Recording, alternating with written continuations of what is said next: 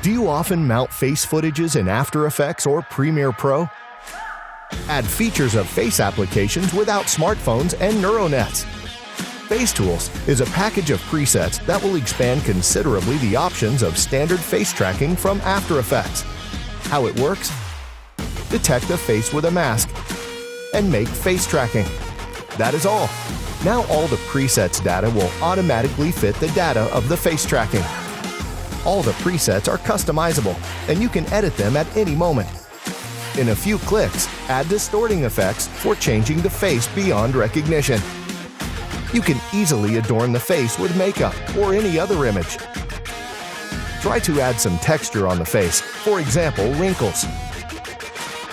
Stabilize your video by face in order to make it more expressive. Use reverse stabilization to apply effects from distortion category to the face. Replace the face using a common photo of another person. Brush out skin defects such as pimples and pigmented spots. Test Face Tools features right now. Face Tools is your face application for After Effects.